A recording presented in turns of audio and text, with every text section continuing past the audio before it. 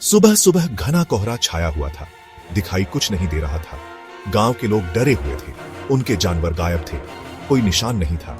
सिर्फ एक अजीब सी खुशबू हवा में तैर रही थी। गांव के सरपंच ने ठाकुर साहब को बुलाया। ठाकुर साहब एक शिकारी थे। वो निडर और अनुभवी थे। उनके साथ उनका वफादार कुत्ता कालू भी था। कालू की नाक बहुत तेज थी। कोई भी सुराग उससे नहीं बच सकता था। ठाकुर साहब ने गौर से चारों ओर देखा। जमीन पर कुछ अजीब से निशान थे। ये निशान किसी जानवर के नहीं थे, न ही ये इंसान के थे। ठाकुर साहब को समझ नहीं आ रहा था कि ये निशान किसके हैं। उन्होंने कालू को सूंघकर देखने को कहा।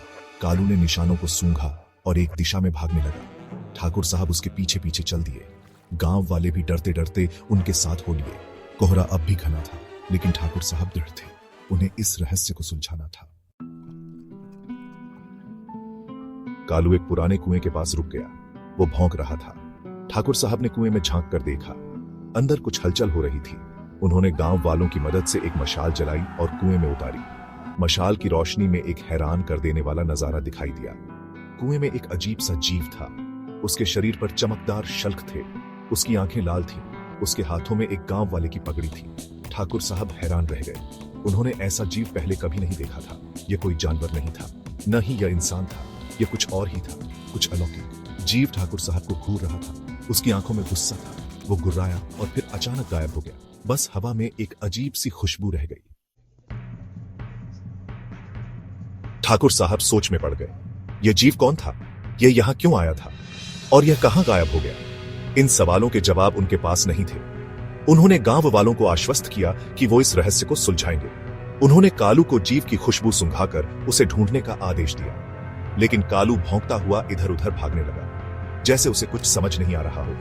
दिन ढलने लगा। कोहरा छंटने लगा था। ठाकुर साहब ने देखा कि जिस जगह पर जीव था वहां कुछ चमक रहा है।